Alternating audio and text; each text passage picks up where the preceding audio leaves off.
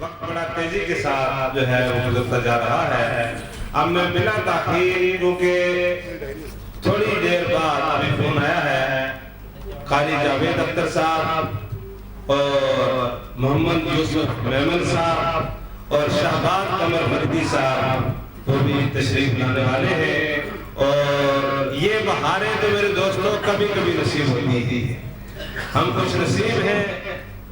ہماری اللہ تعالیٰ نے اپنے محبوب کے سلسلے سے ایسی قسمت بنائی ہے کہ یہ ٹاپ کے ناتخوان حضرات کے پاکستان میں جن سے ملنا بھی مشکل ہوتا ہے وہ آج یہ ہم تشریف فرما ہیں. ہم ان کے شکر گزار ہیں. جتنے علماء کرام ہیں ہمارے مہمان گرامی ہیں ہم سب سے شکر گزار ہیں. ہمارے اس محفل میں بڑے بڑے علماء کرام تشریف فرما ہیں. حضرت علامہ مولانا عبداللطیف صاحب نقشبندی جو یہاں کے مدرس ہیں. اور میرے دوستوں میں تھوڑی سی بات جو ہے واپس حضرات سے ضرور جو ہے وہ خارج کروں گا کہ آپ کے اس ادارے کے اندر درس نظامی کے دوست آ رہے ہیں اور الحمدللہ جو طلباء پڑھ رہے ہیں وہ اس وقت تیسرے اور چوتھے سال کے طلباء طالب علم ہیں. اور وہ انشاءاللہ آگے چل کر مجھے اس خوشی ہوگی کہ یہاں سے عالم دین مکمل بنیں گے انشاءاللہ. اور بڑی محنت سے وہ جو ہمارے اسٹوڈنٹ ہیں وہ آگے جا رہے ہیں. لیکن ہمیں مزید قرب و جوار کے جو حضرات ہیں محفل ہے کنبہ ہے بیوز بنی ان ساتھیوں کا تعاون یہ چاہیے کہ وہ بچے جو مساجد سے قرآن پاک پڑھ کر فارغ ہو جاتے ہیں ان کو کیونکہ رات کی کلاس ہے 8 بجے سے لے کر 10 بجے تک تو آپ اس موقع سے ضرور فائدہ اٹھائیں. ایسے بچوں کو بھیجیں تاکہ وہ عالم دین یہاں بنے تاکہ اپنی زبان میں یہاں کے جو ینگسٹر ہیں ان کو دین اسلام کا پیغام پہنچا سکے. اب میں بلا تاخیر حضرت العلامہ شہزادہ غزالی زمان حضرت العلامہ مولانا حامد سعید کاظمی شاہ صاحب دامت برکاتہ العالیہ کی خدمت میں گزارش کروں گا کہ آپ تشریف لائیں اور سامعین کے دلوں کو عشق مصطفیٰ صلی اللہ علیہ وسلم کے ضرور منور فرمائیں. نعرہ تکبیر، نعرہ رسالت، نعرہ رسالت، شہزادہ غزالی زمان.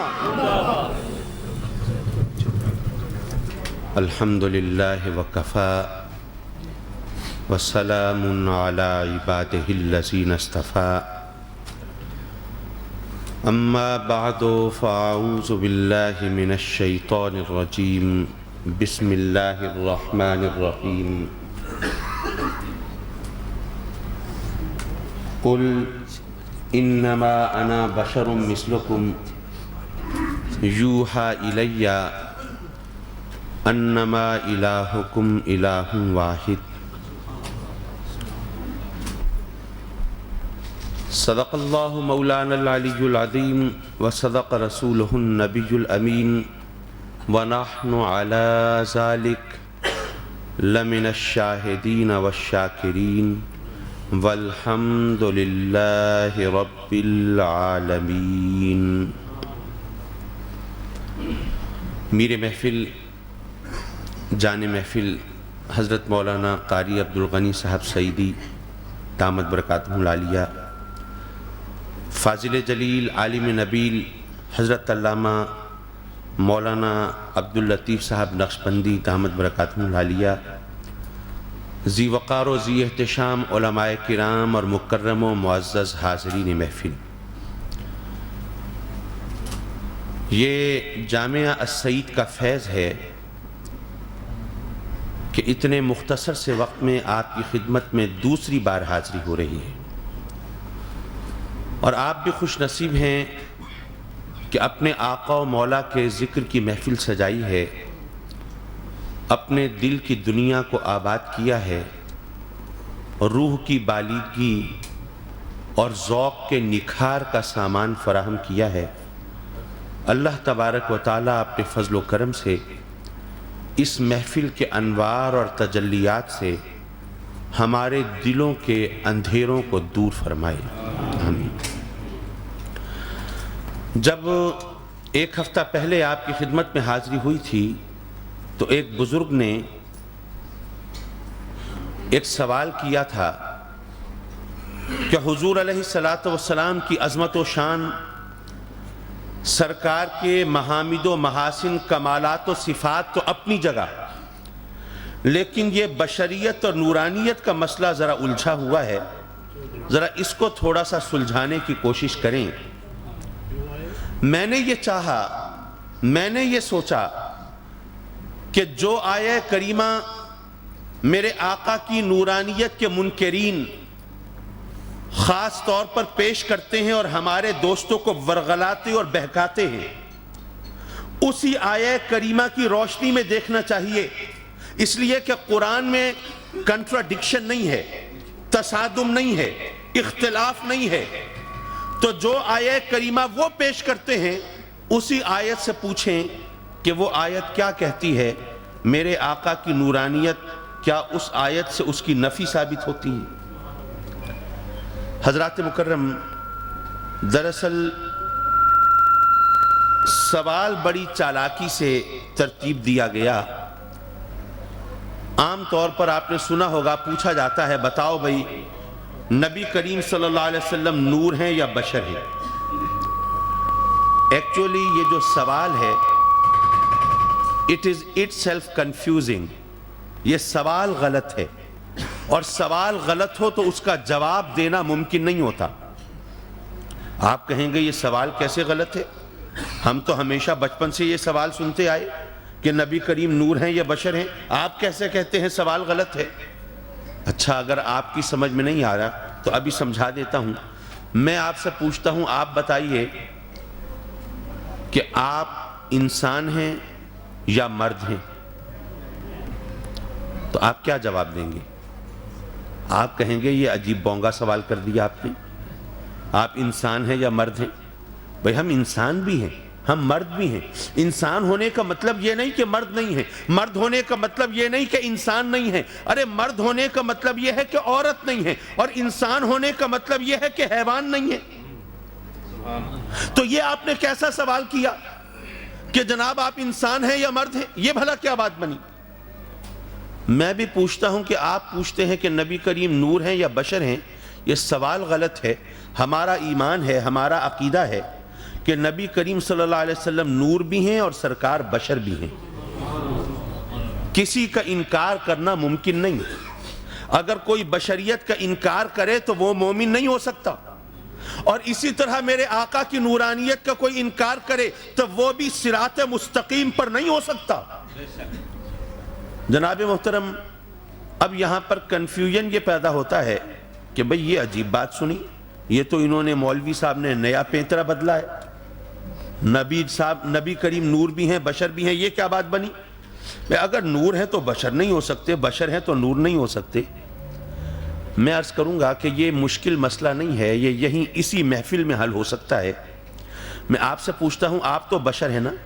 آپ کے بارے میں تو کوئی کنفیوژن نہیں، کوئی بحث نہیں، بھائی بشر ہی ہیں یا کوئی اور بلا ہیں؟ بشر ہیں الحمدللہ۔ یہ بتائیے کہ آپ کی آنکھوں میں نور ہے یا نہیں ہے؟ نور ہے۔ اور آپ کے سینے میں ایمان کا نور ہے یا نہیں ہے؟ اور آپ کے کاسہ سر میں، یہ اسکل میں عقل کا نور ہے یا نہیں ہے؟ ہے۔ تو ہم تو عام انسان ہیں، ہم جیسے حقیر اور ذلیل انسان میں بھی اگر نورانیت اور بشریت اکٹھی ہو سکتی ہے تو اللہ کے محبوب میں نورانیت اور بشریت اکٹھی کیسے نہیں ہو سکتی؟ بشریت اور نورانیت ایک دوسرے کی ضد نہیں ہے، ایک دوسرے کے اپوزٹ نہیں ہیں، یہ دونوں اکٹھے ہو سکتے ہیں۔ ہمارے اندر بھی اکٹھے ہیں، جب ہمارے اندر اکٹھے ہیں تو نبی کریم میں اکٹھے کیوں نہیں ہو سکتے؟ لیکن سوال یہ ہے کہ سرکار بشر تو ہیں، لیکن پھر وہ لوگ کہتے ہیں جناب پھر جب ہم کہتے ہیں نبی کریم بشر ہے تو آپ اتنے چڑھتے کیوں ہیں؟ ذرا یہ بات سمجھتے چلیے، نبی کریم بشر ہیں، بے شک ہیں، لیکن کیسے ہیں؟ وہ کہتے ہیں جناب یہ مسئلہ تو قرآن نے حل کر دیا، شکر ہے مولویوں کے رحم و کرم پہ نہیں چھوڑا، قرآن نے خود کہلوایا، قل اے محبوب آپ بتا دیجئے، اعلان کر دیجئے، میرے بندوں کو فرما دیجئے، انما انا بشر مثلکم، میں تم جیسا بشر ہی تو ہوں۔ تو پتہ چل گیا آقا ہم جیسے بشر ہیں۔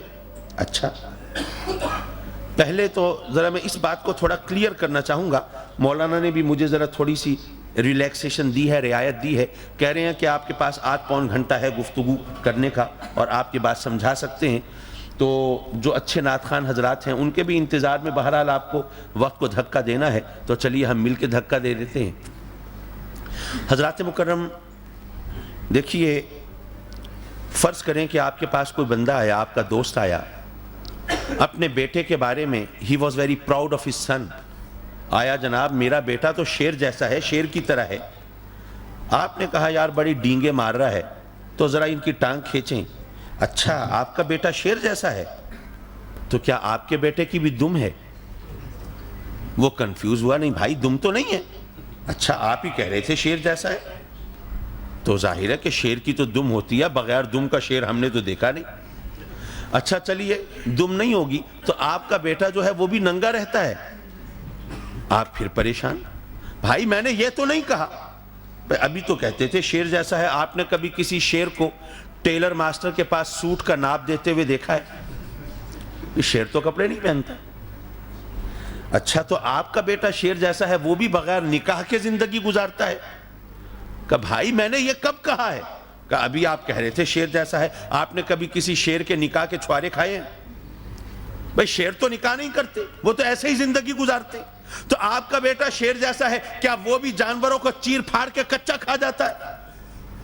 حضرات مکرم اگر آپ اس طرح کے سوالات کریں گے، ظاہر ہے کہ یہ بے وقوفی سمجھی جائے گی، یہ حماقت ہوگی۔ ہر ایک جانتا ہے کہ اگر بیٹے کو شیر جیسا کہا تو یہ مطلب نہیں ہے کہ ہر بات میں شیر جیسا ہے۔ ارے ظاہر شیر جیسا نہیں، باطن شیر جیسا نہیں، صورت شیر جیسی نہیں، شکل شیر جیسی نہیں، حقیقت شیر جیسی نہیں، ماہیت شیر جیسی نہیں، رنگ و روپ شیر جیسا نہیں، صبح و شام کی کیفیت شیر جیسی نہیں، خوراک شیر جیسی نہیں، بولی شیر جیسی نہیں، مزاج شیر جیسا نہیں، تو پھر کس بات میں شیر جیسا ہے؟ ارے بات صرف اتنی ہے کہ شیر بہادر ہوتا ہے اور بیٹا بھی بہادر ہے، صرف بہادری کی وجہ سے شیر جیسا کہہ دیا، اور کوئی چیز شیر سے نہیں ملتی۔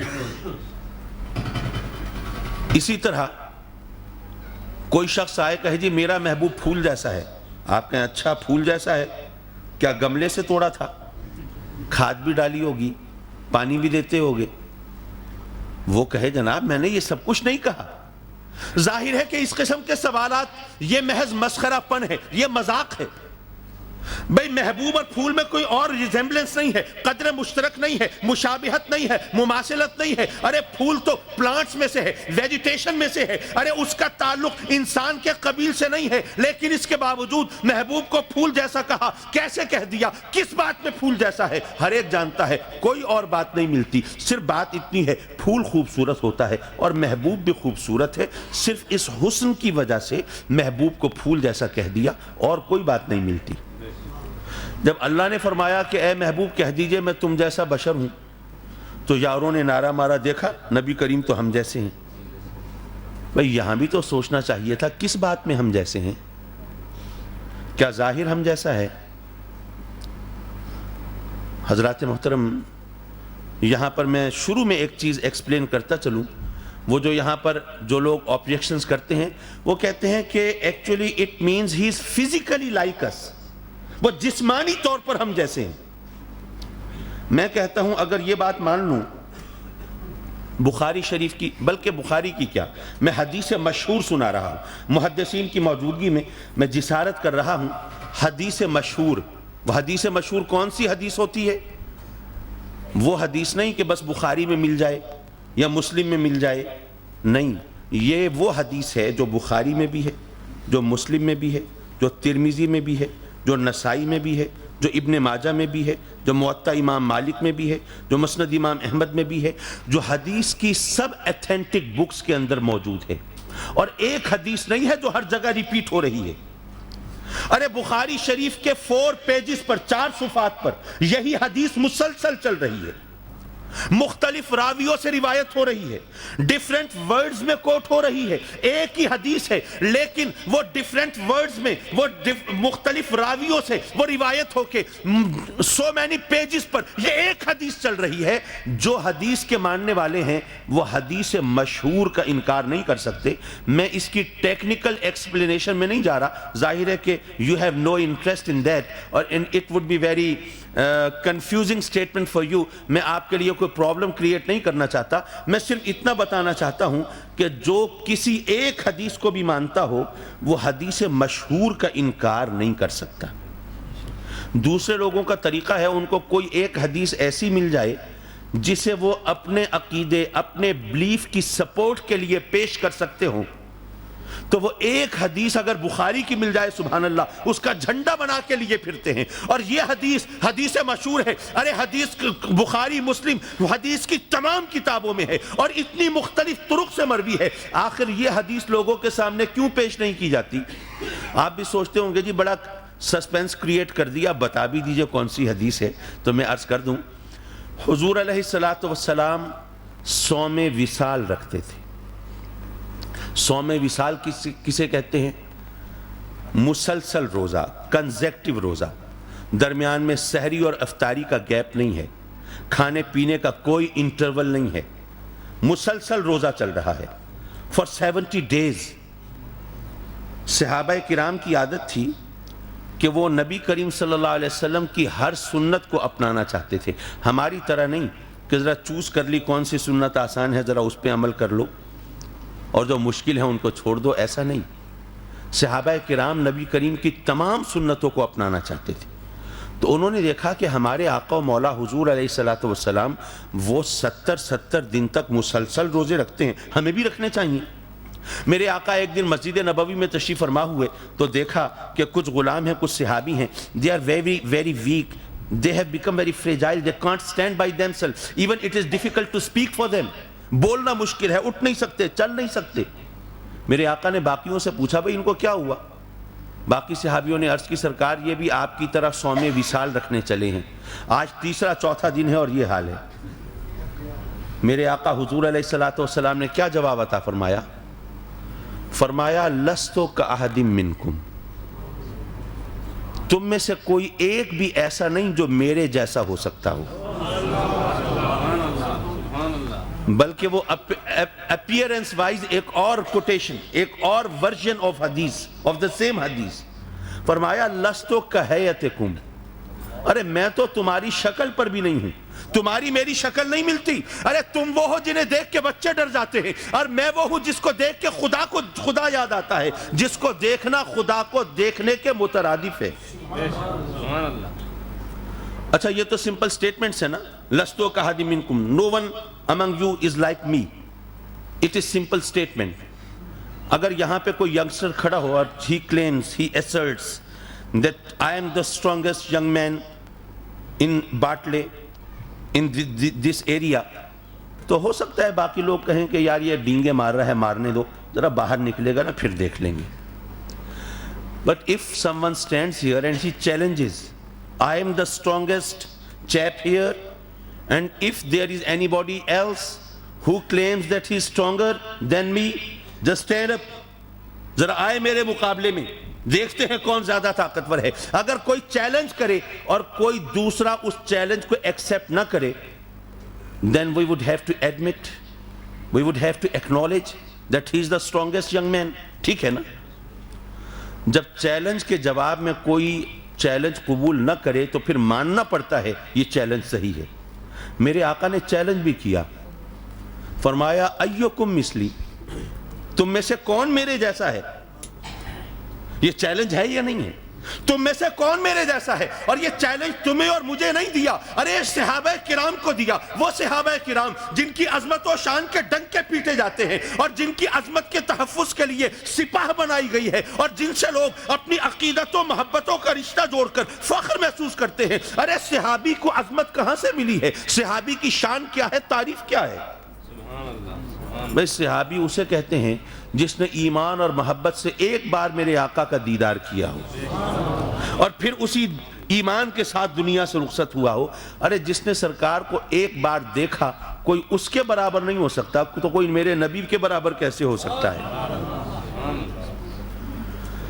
حضرات مکرم، صحابہ نے نہیں کہا کہ سرکار آپ فرماتے ہیں تم میں سے کون میرے جیسا ہے، کرم فرمائیں، اپنی امت کو یہ پرابلم میں نہ ڈالیں، کنفیوز نہ کریں۔ اللہ کہتا ہے آپ کہہ دیجئے کہ میں تم جیسا بشر ہوں، آپ فرماتے ہیں تم میں سے کون میرے جیسا ہے۔ آقا اپنی امت کے حال پر رحم فرمائیں۔ کسی صحابی نے نہیں کہا، کیونکہ سب صحابہ کرام جانتے تھے قرآن کا جو مطلب صاحب قرآن سمجھتے ہیں وہ ہم نہیں سمجھ سکتے۔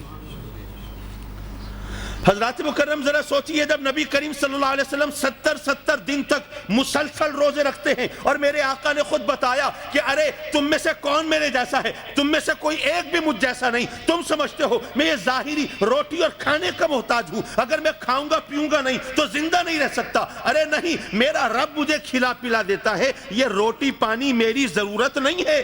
سبحان اللہ، سبحان اللہ۔ ذرا سوچو اگر نبی کریم صلی اللہ علیہ وسلم if he is physically like us then we should also try to fast for 70 consecutive days۔ ہم بھی ذرا ہمت کریں، کوشش کریں، کوئی 70 دن تک کا روزہ رکھے اور پھر دعویٰ کرے کہ نبی کریم فزیکلی ہم جیسے ہیں، پھر تو کچھ بات سمجھ میں آئے، لیکن ویسے کیسے دعویٰ کرتے ہو بھائی؟ میں عرض کر رہا تھا حضور علیہ السلام کے بارے میں جب رب کائنات نے فرمایا کہ اے محبوب کہہ دیجئے میں تم جیسا بشر ہوں، تو اب سوچنے کا مقام ہے کس بات میں ہم جیسے ہیں؟ کیا سرکار کا ظاہر ہم جیسا ہے؟ کیا باطن ہم جیسا ہے؟ کیا عبادت ہم جیسی ہے؟ کیا سیرت ہم جیسی ہے؟ کیا کردار ہم جیسا ہے؟ کیا عادات و اطوار ہم جیسی ہیں؟ کیا شب و روز کی کیفیت ہم جیسی ہے؟ بھئی کون سی چیز ہم جیسی ہے؟ ظاہر ہے کہ اگر نبی کریم صلی اللہ علیہ وسلم کی سیرت طیبہ کا، آپ کی حیات مبارکہ کا، آپ کے شب و روز کا صحیح طور پر مطالعہ کیا جائے، اگر ہم سٹڈی کریں حضور علیہ السلام کی، تو پتہ چلے گا کہ آقا ہر بات میں، ہر چیز میں یہ تمام دنیا سے اعلیٰ ہیں، عرفہ ہیں، برتر ہیں، اور وہ he has become a criterion and standard for whole mankind۔ وہ تو تمام بنی نوع انسان کے لیے ایک معیار ہیں۔ تو پھر سوال اپنی جگہ رہا کہ پھر کس بات میں نبی کریم ہم جیسے ہیں جو اللہ فرماتا ہے کہ کہہ دیجئے میں تم جیسا بشر ہوں؟ جناب والا، میں اگر کوئی بات کہوں تو ممکن ہے کہ کوئی مجھ سے اختلاف کر لے، کوئی ریفیوٹ کرے، نہیں جی یہ بات نہیں، تو پھر قرآن سے پوچھ لیتے ہیں نا، اور اسی آیت سے پوچھ لیتے ہیں۔ آیت ختم تو نہیں ہوئی، ابھی آیت چل رہی ہے۔ قل، اے محبوب کہہ دیجئے، انما انا بشر مثلکم، میں تم جیسا بشر ہی تو ہوں، یوحا الیہ، میری طرف وحی ہوتی ہے، انما الہکم الہ واحد، میری طرف وحی ہوتی ہے، کیا ہوتی ہے؟ کہ تمہارا معبود بس وہی ایک معبود ہے، اس کے سوا کوئی عبادت کے لائق نہیں۔ These are two portions of the same آیہ کریمہ of the Holy Quran۔ two portions، دو حصے ہیں۔ ایک حصے میں اللہ فرماتا ہے کہہ دیجئے میں تم جیسا بشر ہوں، دوسرے حصے میں فرمایا کہ تمہارا کوئی اور معبود نہیں۔ اپیرنٹلی کوئی ریلیونس ہے ان دونوں پورشنز میں؟ کوئی تعلق نظر آتا ہے؟ کوئی بھی نظر نہیں آتا۔ اس ریلیونس کو ڈھونڈ لیجئے، مسئلہ حل ہو جائے گا۔ یہ قرآن کی آیت یہ اتنی بے ربط نہیں ہو سکتی، اس میں کوئی نہ کوئی تعلق ہوگا، ربط ہوگا، اس ربط کو، اس ریلیونس کو ڈھونڈ لیجئے، آپ کو پتہ چل جائے گا۔ بات دراصل یہ ہے، رب کائنات نے گویا یہ فرمایا اے میرے محبوب تجھ سے پہلے بھی میں نے اپنے نبیوں کو بھیجا ہے، عیسیٰ کو بھیجا، وہ مردوں کو زندہ کر دیتے تھے اور وہ بیماروں پہ ہاتھ پھیرتے تھے تو بیمار شفا یاب ہو جاتے تھے، اور لوگوں کو بتا دیتے تھے تم گھر سے کیا کھا کے آئے ہو، اے میرے محبوب تیری شان یہ ہے پتھر تیرے نام کا کلمہ پڑھیں، چاند تیرے اشارے پہ 2 ٹکڑے ہو جائے، سورج تیرے بلاوے پہ الٹے پاؤں چلا آئے، جانور تیرے قدموں پہ سجدہ ریز ہوں، اور بادل تیری انگلی کے اشارے سے پھٹتے چلے جائیں، اور درخت تیرے بلاوے پر چلے آئیں، اور اے محبوب یہ عیسیٰ نے تو یہی بتایا تھا کہ گھروں سے کیا کھا کے آئے ہو، اور تو بتا دے گا قیامت تک کیا ہونے والا ہے۔ تو اے محبوب جب میں نے عیسیٰ کو بھیجا تھا اور عیسیٰ کی یہ شان دیکھی، یہ عظمت دیکھی، تو میرے بندوں نے یہ سوچا یہ عظمت اور یہ شان یہ کسی بندے میں نہیں ہو سکتی، مخلوق میں نہیں ہو سکتی، انہوں نے عیسیٰ کو میرا بیٹا بنا دیا، میرا شریک بنا دیا۔ اب جو تیری عظمت و شان ہے وہ تو عیسیٰ سے کہیں زیادہ ہے، اے محبوب کہیں ایسا نہ ہو تیرے چاہنے والے تجھے بھی میرا شریک نہ بنا دیں، تو ان کو بتا دے کہ میں تو تم جیسا بشر ہی تو ہوں۔ یہ پوچھیں گے کس بات میں ہم جیسے ہیں، تو فرما دیجئے کہ تمہارا معبود ایک ہی معبود ہے، معبود کوئی دوسرا نہیں. میری عظمت تو ہے, شان تو ہے, طاقت ہے, اختیار ہے, علم ہے, سب کچھ ہے, لیکن اس سب کے باوجود تم بھی خدا نہیں ہو, میں بھی خدا نہیں ہوں. تم بھی پوجا کے لائق نہیں, میں بھی پوجا کے لائق نہیں. تمہاری پرستش بھی نہیں ہو سکتی, میری پرستش بھی نہیں ہو سکتی. تم بھی اس کے بندے ہو, میں بھی اس کا بندہ ہوں. تم بھی مخلوق ہو اور میں بھی مخلوق ہوں. ارے الہ نہ ہونے میں ہم ایک جیسے ہیں, خدا نہ ہونے میں ایک جیسے ہیں, اور کسی چیز میں ایک جیسے نہیں ہیں. یہ اس آیہ کریمہ میں شرک کی نفی ہے. لوگ سمجھے نورانیت کی نفی ہے. اور اگر یقین نہ آئے تو چلیے ابھی آیہ کریمہ آگے چل رہی ہے, ابھی ختم نہیں ہوئی, آگے دیکھ لیجئے. فَاسْتَقِيمُوا إِلَيْهِ وَاسْتَغْفِرُوهُ وَوَيْلٌ لِّلْمُشْرِكِينَ. اور خرابی ہے کس کے لیے؟ مشرکوں کے لیے. حضرات مکرم, میں پوچھتا ہوں کہ خرابی کیا صرف مشرکوں کے لیے ہے, کافروں کے لیے نہیں ہے, منافقوں کے لیے نہیں ہے؟ کافروں کے لیے بھی خرابی, مشرکوں کے لیے بھی خرابی, لیکن اللہ نے یہاں کافروں کا ذکر نہیں کیا, منافقوں کا ذکر نہیں کیا. ذکر کیا تو مشرکوں کا کیا. یہ قرآن ہے, شاعر کا کلام نہیں ہے کہ شاعر تو یہ دیکھتے ہیں نا یار وزن پہ کون سا لفظ پورا اتر رہا ہے, وہ لگا دیتے ہیں. یہ اللہ کا کلام ہے, یہاں پر ہر لفظ میں حکمت ہے, ہمارے لیے سبق ہے, درس ہے.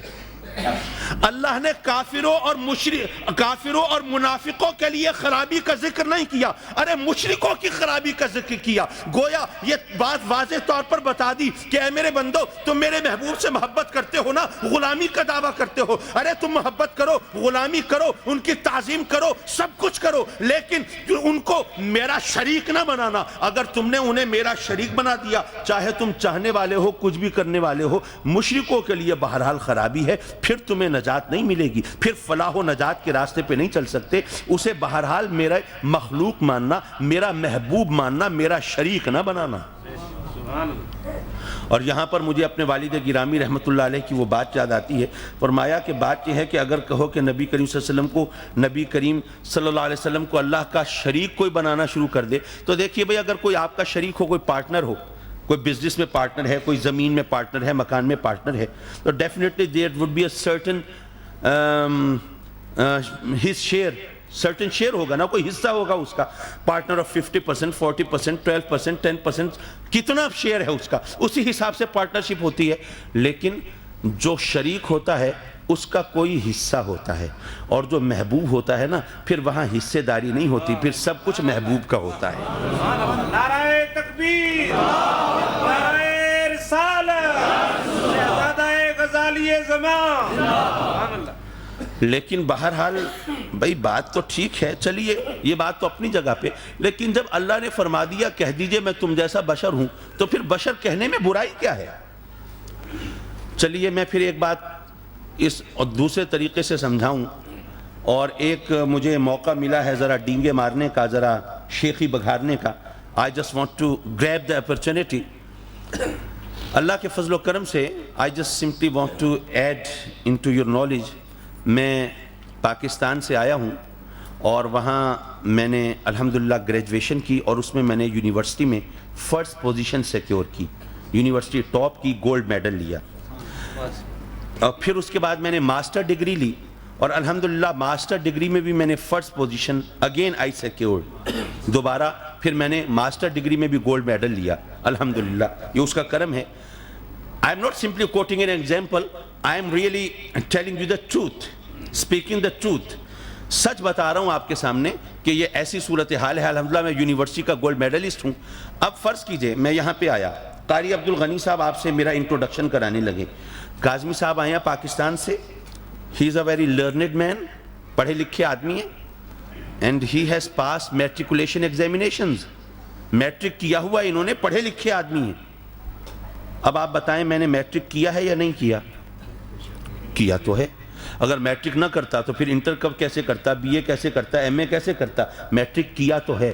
لیکن ایک یونیورسٹی کے گولڈ میڈلسٹ کا انٹروڈکشن کرایا جا رہا ہو کہ یہ پڑھا لکھا آدمی ہے, اس نے میٹرک کیا ہوا ہے, مجھے غصہ آئے گا یا نہیں آئے گا؟ میں کہوں گا یار قاری صاحب ویسے تو بڑی محبت کا دعویٰ کرتے ہیں, اور جناب میرے ساتھ مذاق کر رہے ہیں, ٹانگ کھینچ رہے ہیں. میں جناب B A M A gold medalist اور تعارف کرا رہے ہیں, جناب پڑھے لکھے آدمی ہے, میٹرک کر کے آئے. جناب محترم اگر کسی شخص نے بی اے ایم اے کیا ہو اور اس کا انٹروڈکشن اس کے میٹرک کے حوالے سے ہو تو اس کے ساتھ مذاق ہوتا ہے، یہ بدتمیزی ہوتی ہے، یہ گستاخی ہوتی ہے، ٹھیک ہے نا؟ اچھا میٹرک اور ایم اے کا کتنے لیولز کا فرق ہے؟ بھائی درمیان میں انٹر اور بی اے 2 ہی لیولز ہیں نا؟ جناب محترم درمیان میں صرف 2 لیول ہوں اور نیچے کا کوئی ذکر کر دے تو اس پہ غصہ آتا ہے، اس کو مذاق سمجھا جاتا ہے۔ اب ذرا دیکھیے، بشر سب بشر ہیں یا نہیں ہیں؟ آپ بھی بشر ہیں اور کافر بھی بشر ہیں، کافر بھی بشر تو ہیں۔ اب جب کسی کافر نے کلمہ پڑھ لیا، بشر تو سب ہیں لیکن اب وہ باقی کافروں سے ایک لیول اونچا ہو گیا یا نہیں ہو گیا؟ اچھا کلمہ پڑھنے والے تو بہت ہوتے ہیں، مجھ جیسے گناہگار بھی، آپ جیسے پرہیزگار بھی، جو کوئی نیکوکار ہو تو ظاہر ہے وہ گناہگاروں کے مقابلے میں ایک لیول اور اونچا ہو گیا۔ اچھا سب نیکوکار تو مقام ولایت پہ نہیں ہوتے، تو جس کو اللہ کی محبوبیت کا درجہ مل گیا، ولایت کا مقام مل گیا، اس کا لیول ایک اور اونچا ہو گیا۔ اچھا میں ولایت کے لیولز پہ نہیں جا رہا، یہ غوث قطب ابدال اوتاد، میں ان کی ڈیٹیلز میں نہیں جا رہا، میں ذرا سیدھا سادہ بات کروں۔ اب ولی کے بعد صحابی کا مرتبہ تو بہرحال ہے، تو جو جس کو مقام صحابیت ملا اس کا مقام اور بلند ہو گیا۔ پھر صحابی کے بعد اب ذرا سوچئے جس کو اللہ تعالیٰ نے نبوت عطا فرمائی تو اس کا تو کسی سے کمپیریزن ہی نہیں ہے، ٹھیک ہے نا؟ اس کا کتنے لیول بلند ہو گئے، میں ان سب کو تو کاؤنٹ نہیں کر سکتا، چلیے ایک کی بات تو کرے نا، ایک لیول اور بلند ہو گیا۔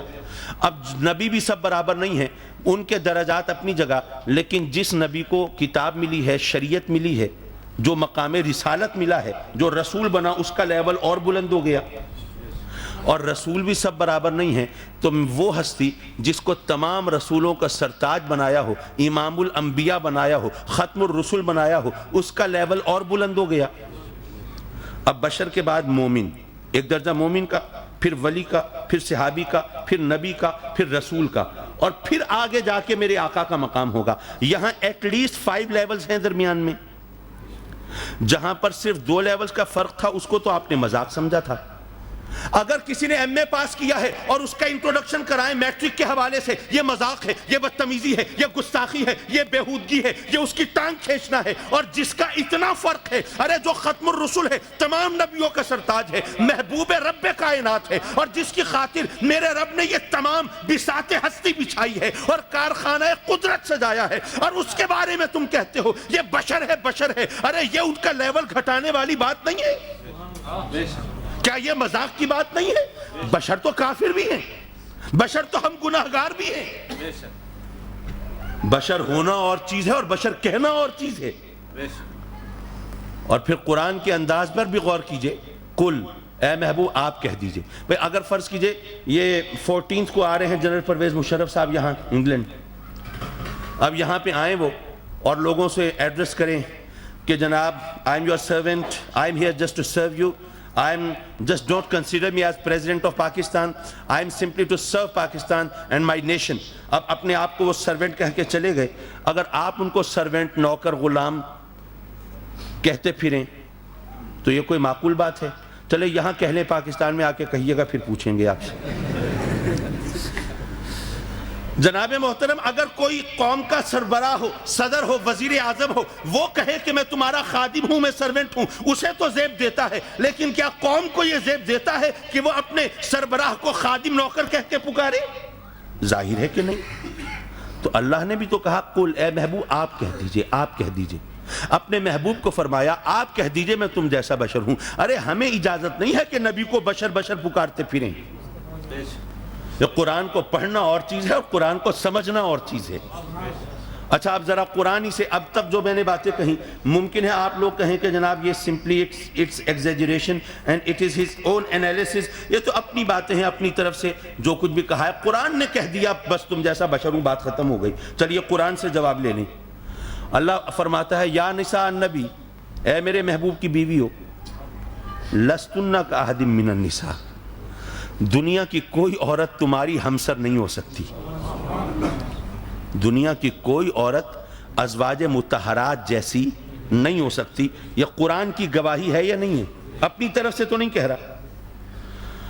حضرات محترم، اگر اپنی ماں کے بارے میں بات کروں تو ظاہر ہے مجھے سوچ سمجھ کے بات کرنی چاہیے، اور جو قیامت تک آنے والے مومنوں کی مائیں ہیں جب ان کے بارے میں بات ہو تو کس حزم و احتیاط کی ضرورت ہے۔ میں صرف اس لیے عرض کر رہا ہوں کہ خدا نہ خواستہ کہیں معاذ اللہ میری زبان کہیں پھسلے تو میں پہلے اپنے رب سے اور آپ سب سے معذرت اور معافی کا طلبگار ہوں۔ لیکن میں صرف یہ پوچھنا چاہتا ہوں علماء کرام سے کہ خواتین کو آپ جب ایک خاتون کو دوسری خاتون پر پریفر کریں، ترجیح دیں، فوقیت دیں، بہتر سمجھیں، سپیریئر سمجھیں، تو اس کے کیا کیا کرائیٹیرینز ہو سکتے ہیں؟ بھائی دیکھتے ہیں کہ اس کی سیرت کیسی ہے، کردار کیسا ہے، دیکھتے ہیں کہ ان کی عادات کیسی ہیں، اطوار کیسے ہیں، صورت کیسی ہے، شکل کیسی ہے، ٹھیک ہے نا، دیکھتے ہیں خاندان کیسا ہے، عبادت گزار ہیں یا نہیں ہیں، پھر یہ دیکھتے ہیں جی کچھ خانہ داری بھی آتی ہے، کچھ ہاؤس ہولڈنگ میں بھی ان کو کچھ ایکسپیرینس ہے، اگر کشیدہ کاری آتی ہو، کوئی سلائی کی کڑھائی آتی ہو تو سبحان اللہ سونے پہ سہاگا، ٹھیک ہے۔ علماء کرام بیٹھے ہیں، ان سے پوچھئے کہ جو ازواج مطہرات ہیں کیا کوئی حدیث ایسی ہے جس میں ہو کہ ان کے حسن و جمال میں کوئی ثانی نہیں تھا؟ کوئی ہے ایسی حدیث؟ کسی حدیث میں کیا یہ بات آئی ہے کہ ازواج مطہرات کھانا بہت اچھا بناتی تھی، یا سلائی کڑھائی کی بہت ماہر تھی، یا کشیدہ کاری میں ان کا کوئی ثانی نہیں تھا، یا ان کو ہاؤس ہولڈنگ کا بڑا تجربہ تھا؟ کوئی ایسی حدیث ہے؟ ارے وہ تمام چیزیں جن کی وجہ سے ایک عورت دوسری عورت سے سپیریئر ہو سکتی ہے، کہیں کوئی دلیل کسی حدیث میں ملتی ہے؟ کہیں بھی نہیں ملتی۔ پھر قرآن نے کیسے کہہ دیا کہ دنیا کی کوئی عورت تم جیسی نہیں ہو سکتی؟ کس بیس پہ کہہ دیا؟ قرآن ہے، اللہ کا کلام ہے۔ اب یہ قرآن سے ہی پوچھو نا، یا نساء النبی، اے میرے محبوب کی پاک بیویوں، تم جیسی دنیا کی کوئی عورت کیسے ہو سکتی ہے؟ تم تو میرے محبوب کی بیویاں ہو نا، جو میرے محبوب کے نکاح میں آ جائے اس جیسی کوئی دوسری عورت کیسے ہو سکتی ہے؟ حضرات محترم، سوچنے کی بات ہے، ازواج مطہرات کو جو عظمت ملی ہے، جو فضیلت ملی ہے، صرف میرے نبی کی نسبت سے ملی ہے، میرے محبوب کے نکاح کی برکت سے ملی ہے، اور کوئی سبب نہیں ہے، اور کوئی وجہ نہیں ہے۔ حضرات مکرم ان کے زہد و تقوی میں خدا نہ خواستہ انکار نہیں کر سکتا، لیکن وہاں پر اور صحابیات بھی ہوں گی، ان کے زہد و تقوی میں کوئی کمی تو نہیں ہوگی، لیکن ان کی عظمت کی بنیادی وجہ میرے نبی سے نسبت ہے۔ ارے کوئی عورت میرے نبی کے نکاح میں آ جائے، دنیا کی کوئی عورت اس جیسی نہیں ہو سکتی، تو دنیا کا کوئی مرد میرے نبی جیسا ہو سکتا ہے؟ اب یہ تو قرآن کی وضاحت ہے نا، یہ میری طرف سے تو نہیں ہے۔ جب نہیں ہو سکتے تو ظاہر ہے کہ نبی کریم صلی اللہ علیہ وسلم کی عظمت و شان کے ڈیفرنٹ اسپیکٹس ہوں گے، مختلف وجوہ ہوں گی، اسباب ہوں گی، تو یہ نورانیت جو ہے یہ بھی میرے نبی کی فضیلت کا ایک معیار ہے، ایک سبب ہے۔ دراصل کنفیوژن جو ہوتا ہے نا، وہ یہ ہوتا ہے کہ لوگوں کے ذہن میں نور کا صحیح مفہوم نہیں ہے۔ The youngsters who live here, when they are taught about Noor, the translation of Noor is given to them light. But light is not the exact translation of Noor. It has not all the shades of meanings in it. تمام نور کے مفاہیم و مطالب جو ہیں وہ روشنی میں، light میں نہیں آتے۔ ارے روشنی جو ہے وہ تو نور کا ایک مظہر ہے، نور کا محض ایک پہلو ہے۔ بھائی فرشتے نور ہیں یا نہیں ہیں؟ جب آپ اندھیرے میں جاتے ہیں، آپ کے کندھوں پہ فرشتے بیٹھے ہوتے ہیں، ادھر کا بہت مصروف ہوتا ہے لیکن بہرحال ہیں تو دونوں کندھوں پہ، لیکن یہ کہ اندھیرے میں کیا جانے سے نور ہو جاتا ہے؟ کوئی روشنی پھیل جاتی ہے؟ پھیلتی تو نہیں، لیکن فرشتے تو ساتھ ہیں۔ تو روشنی نور نہیں ہے، یہ ایک مس کنسیپشن ہے۔ نور کیا ہے یہ میں آپ کو بتا نہیں سکتا، کیونکہ یہ ایک ایبسٹریکٹ چیز ہے، یہ میں اس کے بارے میں کچھ نہیں بتا سکتا۔ بالکل ایک مختلف انداز سے سمجھیے، اگر کوئی اندھا ہو، مادرزاد اندھا جو ماں کے پیٹ سے اندھا پیدا ہوا، a blind man, can you tell him in any way what is the difference between red and yellow color؟ جس نے رنگوں کی دنیا میں آنکھ نہیں کھولی، کیا کسی طرح کسی بھی لفظ سے آپ اسے بتا سکتے ہیں کہ سرخ اور پیلے رنگ میں کیا فرق ہوتا ہے؟ نہیں بتا سکتے، چاہے وہ پڑھا لکھا ہو۔ وہ جو بلائنڈ پرسن ہے، چاہے وہ پروفیسر ہو، یونیورسٹی کا وائس چانسلر ہو، وہ سائنٹسٹ ہو, وہ کچھ بھی ہو, لیکن وہ رنگوں کا فرق نہ جان سکتا ہے, نہ کوئی اسے بتا سکتا ہے. کیوں؟ اس لیے کہ اس نے رنگوں کی دنیا میں آنکھ نہیں کھولی. اس لیے ہم بھی نور کے حوالے سے ہم بھی اندھے ہیں. جن کو اللہ نورانیت عطا فرما دیتا ہے پھر ان کے لیے یہ مشکل نہیں رہتی, لیکن جو صرف ظاہری نور کے پیچھے چلنے والے ہیں, جو نور کو لائٹ سمجھنے والے ہیں, ان کے لیے بہرحال کنفیوژن رہتا ہے کہ نبی کریم نور سے کی حقیقت نورانیت کیسے ہے. وہ ایک ایبسٹریکٹ چیز ہے, اس کو ہم بیان نہیں کر سکتے. جب نہیں کر سکتے تو ہم اس کی ڈیٹیل میں نہیں جاتے, ہم صرف مان لیتے ہیں کہ میرے رب نے جو کچھ فرمایا اور میرے نبی نے جو کچھ بتایا ہم وہ مان لیتے ہیں. Simple as that.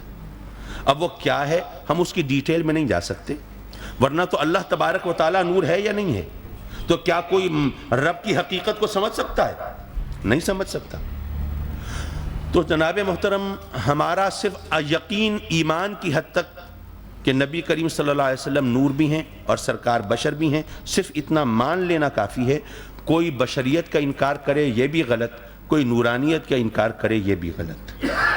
بلکہ مجھے یہاں پہ وہ بات یاد آئی, 5 منٹ ہیں, میں اس بات میں اپنی گفتگو ختم کروں. میرے والد گرامی رحمۃ اللہ علیہ کی بات, انہوں نے فرمایا, اور یہ پھر میرے والد سے سن کے بہت سے مقررین نے اپنایا, بہت سے واعظین نے اس کو بہت پھیلایا. مجھے نہیں پتا, یہاں پر بھی شاید آپ نے بات سنی ہو. حضرات مکرم میرے والد گرامی رحمۃ اللہ علیہ, جن کو دنیا غزالی زماں اور رازی دورہ کے القاب سے جانتی ہے. اب یہاں پر رہنے والے اور یہاں کے گرون اپ بچوں کو نہیں پتا یہ غزالی زماں رازی دورہ کیا مطلب ہے. امام غزالی, امام رازی کا نام تو آپ نے سنا ہوگا. Have you ever heard of them؟ سنا ہوگا. غزالی زماں means Ghazali of his time, Razi دورہ Razi of his age. He was such a learned scholar and he was not given this title by his murid or students. شاگردوں نے اور مریدوں نے ان کو یہ لقب نہیں دیا تھا.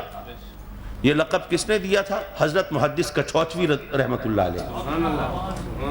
یعنی اس وقت کے جو اہل سنت کے جو ائمہ میں جن کا شمار تھا, انہوں نے, جبکہ وہ میرے والد سے ایج میں ایٹ لیسٹ 40 ایئرز زیادہ تھے, اس وقت انہوں نے میرے والد کو یہ ٹائٹل دیا تھا. اور اس کو سیکنڈ کیا تھا ملتان کے گیلانی خاندان. آپ نے سنا ہوگا, یہ یوسف رضا گیلانی وہ سپیکر بھی رہے, ہمارے بڑے اچھے دوست ہیں. تو ان کے پردادا مخدوم صدر الدین گیلانی رحمۃ اللہ علیہ نے, انہوں نے سیکنڈ کیا تھا کہ بے شک حضرت محدث کچھوچوی, آپ نے درست فرمایا ہے, یہ غزالی زماں ہیں, یہ رازی دورہ ہیں. He is Ghazali and Razi of his time. تو وہ فرماتے ہیں کہ اللہ جب بھی نبیوں کو بھیجتا ہے تو کچھ معجزے دے کے بھیجتا ہے. اگر حضرت سلیمان ہے تو اپنے تخت کو ہوا کے دوش پہ اڑا کے دکھا دیتے ہیں, مجھے مانو میں اللہ کا نبی ہوں. اگر حضرت ابراہیم علیہ السلام ہے, آگ کو گل و گلزار کر کے دکھا دیتے ہیں, مجھے مانو میں اللہ کا نبی ہوں. اگر حضرت داؤد ہے, لوہے کو اپنے ہاتھ میں موم کی طرح نرم کر کے دکھا دیتے ہیں, مجھے مانو میں اللہ کا نبی ہوں. اگر حضرت موسیٰ علیہ السلام ہے, اپنے عصا کو پتھر پہ مار کے پانی کے چشمے ابال کے دکھا دیتے ہیں, مجھے مانو میں اللہ کا نبی ہوں. اگر حضرت عیسیٰ ہے, مردوں کو زندہ کر کے دکھا دیتے ہیں, مجھے مانو میں اللہ کا نبی ہوں. ارے باقی تمام نبیوں کو رب کائنات نے معجزے دے کر بھیجا ہے, لیکن میرے نبی کو معجزہ بنا کر بھیجا ہے. معجزہ بنا کر بھیجا ہے. وہ کیسے؟ وہ اس طرح کہ میرے آقا نبی نور بھی ہیں, سرکار بشر بھی ہیں. جو نور ہے وہ کھاتا پیتا نہیں ہے. میرے آقا نور ہیں, اگر کھائیں پیئیں تو معجزہ, اور بشر بھی تو ہیں. تو اگر 70 دن نہ کھائیں تو معجزہ, کیونکہ بشر ہیں. بشر کا نہ کھانا معجزہ ہے, نور کا کھانا معجزہ ہے. بشر کا سینہ چاک کیا جائے اور خون کا قطرہ نہ نکلے, معجزہ ہے. شق صدر مبارک ہوا اور خون کا قطرہ تک نہیں بہا, یہ معجزہ. لیکن سرکار نور بھی تو ہیں اور نور کا خون تو نہیں بہتا. تو جب جنگ احد میں تیر لگیں, حنین میں آپ زخمی ہوں اور طائف میں آپ پر پتھر برسائیں اور آپ کا مقدس لہو نکلے, تو سرکار نور بھی تو ہیں, تو نور کا خون تو نہیں نکلتا, تو آپ کا خون بہ رہا ہے, یہ بھی معجزہ ہے. جو بشر ہے وہ اس طرح کسی سپیس شپ کے بغیر, کسی اسپیشل ڈریس کے بغیر یہ اوپر نہیں جا سکتا, یہ آسمانوں کو کراس نہیں کر سکتا. تو میرے آقا وہاں تشریف لے گئے شب معراج, یہ معجزہ ہے. لیکن جو نور ہے وہ تو زمین پر رہائش نہیں رکھتا، یہاں پر رہتا بستا نہیں ہے، یہاں پر شادیاں نہیں رچاتا، اور یہاں پر ان تمام بشری مراحل سے نہیں گزرتا، لیکن میرے آقا ان تمام مراحل سے گزرے ہیں۔ تو سرکار نور ہیں، تو سرکار چونکہ نور بھی ہیں، سرکار بشر بھی ہیں، اس لیے کھانا کھائیں تو بھی معجزہ، نہ کھائیں تو بھی معجزہ، پانی پیئیں تو معجزہ، نہ پیئیں تو معجزہ، ارے آسمانوں پر جائیں تو معجزہ، زمین پر رہیں تو معجزہ، سرکار کا خون نکلے تو معجزہ، نہ نکلے تو معجزہ۔ باقی نبیوں کو معجزے دے کر بھیجا ہے، میرے نبی کو معجزہ بنا کر بھیجا ہے۔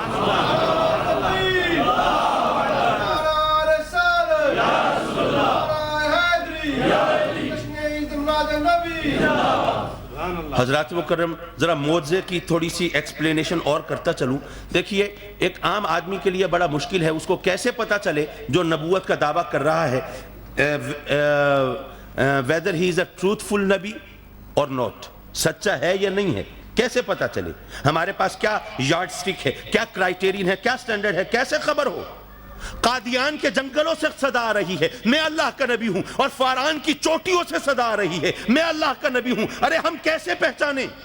یاد رکھو، جو اللہ کا سچا نبی ہوتا ہے جب وہ نبوت کا دعویٰ کرتا ہے تو وہ معجزہ دکھاتا ہے، معجزہ، میریکل، جس کے آگے معجزے کا لفظی مطلب کہ جہاں پر آدمی کی عقل عاجز ہو جائے، عقل ہتھیار ڈال دے، عقل گھٹنے ٹیک دے۔ نہ بھائی، یہ بات اگر اللہ کا نبی نہ ہوتا تو یہ کام کر کے نہیں دکھا سکتا تھا۔ تو جب عقل عاجز ہو جاتی ہے، عقل ہار مان لیتی ہے، تو پھر ماننا پڑتا ہے یہ اللہ کا نبی ہے۔ دو باتیں سمجھانا چاہتا ہوں۔ پہلی بات یہ کہ یہ اعلان نبوت ہے، یہ اظہار نبوت ہے۔ جب نبی اپنے سفر کا آغاز کر رہا ہے، اپنی نبوت کا اعلان کر رہا ہے، یہ وہ مقام ہے جہاں عقل عاجز آ جاتی ہے۔ ارے نبوت کا آغاز وہاں سے ہوتا ہے جہاں عقل کی انتہا ہوتی ہے، نبوت کی ابتدا وہاں سے ہوتی ہے جہاں عقل کی انتہا ہوتی ہے۔ تو پھر نبی کو اپنی عقل کے ترازو پہ مت تولا کرو، اور نبی کو اپنی عقل کے پیمانے سے مت ناپا کرو، کیونکہ نبوت کی ابتدا جہاں ہوتی ہے وہاں عقل کی انتہا ہو جاتی ہے۔ سبحان اللہ، سبحان اللہ۔ اور دوسری بات یہ میں نے ابھی بتایا کہ معجزہ نبی دکھاتا ہے تو پتہ چلتا ہے کہ یہ سچا نبی ہے۔ میرے آقا نے جب صفا کے پہاڑ پر اعلان نبوت فرمایا، اس وقت کون سا معجزہ دکھایا؟ بے شک بہت معجزے دکھائے، لیکن بعد میں، اس وقت تو کوئی ابھی معجزہ، ابھی چاند کے 2 ٹکڑے نہیں کیے ہیں، ابھی پتھروں نے کلمہ نہیں پڑھا ہے، ابھی جانوروں نے سجدے نہیں کیے ہیں، ابھی کوئی اور معجزہ نہیں ہے۔ میرے نبی نے ارے کون سی دلیل عطا فرمائی ہے؟ میرے نبی نے فرمایا، اے لوگو ذرا بتاؤ، تم بتاؤ کہ اگر میں تمہیں خبر دوں پہاڑ کے دوسری طرف ایک لشکر ہے، وہ تم پر حملہ کرنے والا ہے، there is an army from opposite at the opposite side of the mountain, would you believe me؟ اگر میں بتاؤں تمہیں؟ سب نے کہا جی بے شک آپ صادق ہیں، امین ہیں، بے شک مانیں گے۔ تو پھر میرے آقا نے فرمایا کہ میں تمہیں خبر دیتا ہوں کہ یہ پتھر اور لکڑی کے تلاشے ہوئے یہ جو صنم ہیں، یہ جو بت ہیں، آئیڈلز ہیں، یہ تمہارے خدا نہیں ہیں، یہ معبود نہیں ہیں، یہ پوجا کے لائق نہیں ہیں، وہ وحدہ لا شریک ہے اور میں اس کا بھیجا ہوا نبی ہوں۔ حضرات محترم ذرا دیکھیے، میرے نبی کریم صلی اللہ علیہ وسلم نے کیا فرمایا؟ یہ نہیں فرمایا اے لوگوں خدا کی طرف سے فرشتہ آیا ہے میری بات کو مان لو، وحی آئی ہے میری بات کو مان لو، یہ خدا کا فرمان ہے میری بات کو مان لو۔ ارے کوئی معجزہ نہیں دکھایا، فرمایا اے لوگوں مجھے صادق مانتے ہو، مجھے امین مانتے ہو؟ میری زندگی کے 40 سال تمہارے سامنے ہیں، میں نہیں کہہ رہا، قرآن کی گواہی موجود ہے۔ فقد لبثت فیکم عمرا من قبلہ افلا تعقلون، اس سے پہلے 40 سالہ زندگی تو تمہارے درمیان گزاری ہے، تو تمہارے پاس عقل نہیں ہے؟ سوچ نہیں سکتے کہ جہاں پر لوگ بے حیائی پہ فخر کرتے ہوں وہاں حیا کی مثالیں قائم کرنے والا میرا نبی ہی تو ہو سکتا ہے نا؟ جہاں پر قتل و غارت گری لوگوں کا شیوا ہو وہاں امن و آشتی کا درس دینے والا میرا نبی ہی تو ہو سکتا ہے نا؟ اور جہاں انتقام لینا لوگوں کی گھٹی میں پڑا ہو وہاں عفو درگزر معافی کا درس دینے والا میرا نبی ہی تو ہو سکتا ہے۔ تو اللہ نے اپنے محبوب کی یہ اس گواہی کا ذکر قرآن میں بھی فرمایا، اور میرے آقا نے بھی اپنی حیات طیبہ کو سامنے رکھا۔ اے لوگوں مجھے صادق مانتے ہو، مجھے امین مانتے ہو، مجھے گناہوں سے پاک مانتے ہو؟ اگر مجھے مانتے ہو تو اس کو بھی مان لو۔ تاریخ کی گواہی موجود ہے، ماننے والوں نے پہلے مصطفیٰ کو مانا ہے، بعد میں خدا کو مانا ہے۔ یہ ایک ایسی حقیقت ہے جس کا انکار کرنا ممکن نہیں۔ حضرات مکرم، اب معجزہ پیش کیا جاتا ہے، سرکار اپنی 40 سالہ زندگی کو دلیل بنا کر پیش کر رہے ہیں۔ اے لوگو، یہ 40 سالہ زندگی تمہارے سامنے ہے، پھر مجھے نبی کیوں نہیں مانتے؟ اور نبوت کا ثبوت معجزے کی صورت میں ہوتا ہے۔ پتہ یہ چلا میرے نبی کی 40 سالہ زندگی یہ معجزہ ہے۔ جناب، وہی میں عرض کر رہا تھا نا کہ باقی نبیوں کو معجزے دے کر بھیجا ہے اور میرے نبی کو اللہ نے معجزہ بنا کے بھیجا ہے۔